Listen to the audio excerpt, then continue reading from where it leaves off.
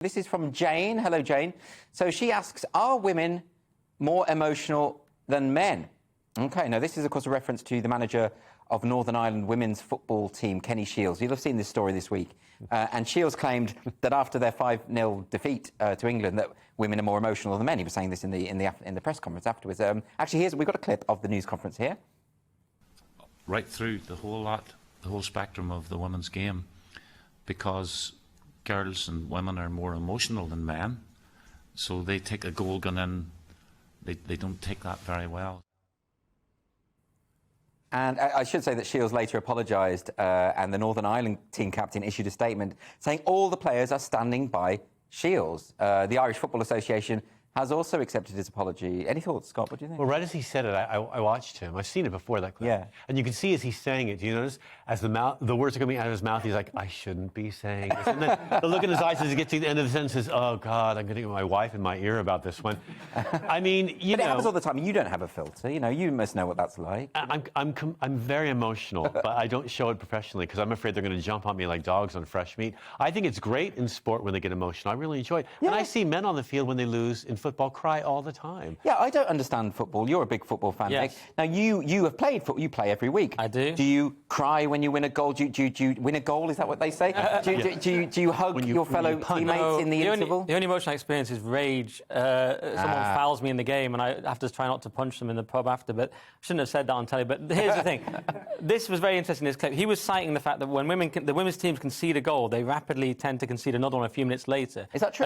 And he said statistically it's true. Okay. The one thing he's missing there is that women goalkeepers are terrible. And that's known in the game. If you watch the women's football, I haven't watched it for a few years, the outfield players are OK, then the keepers are so bad, it's unbelievable. So what is that? He should have come on and just said the real reason is that women are really bad at goalkeeping. And that would have saved the whole thing. He would have had no problems at all. That would have been great. But my only follow-up is, I'm not saying if women are more emotional or not, but the fact that he's getting attacked for it in this culture tends to make me think it's probably true. Because everything people are attacked for is true. Well, wait a minute, but he's not being attacked by women insofar as the players that he represents are saying, hold on a minute, he's said nothing wrong. But do you think they're just trying to prove that they're not emotional by keeping really cool about it? They could be. I watch mostly volleyball. I watch a lot of volleyball. Oh, OK. A hugely popular sport in other parts of the world.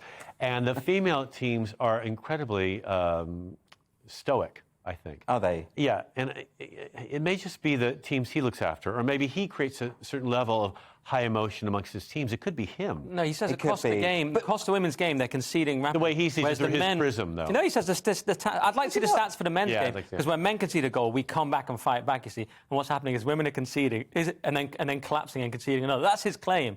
If the stats back it up... I don't think this is to do with gender. I mean, it might not be the reason, but I played football, if a goal went against my team, I would probably cry and rail at the gods. And that's why you're not allowed to play in our game, Andrew. Oh, OK, is that why? All right, that's fair enough. But, you know, I just don't think that... Do you think generally women are more emotional? Should we even be discussing this? Or should Three men should definitely be discussing. We'll figure it out. Yeah, OK. Three men should be. You know, I just don't think it's true. I think men are really emotional. I do, too. I think I work with all sorts of genders.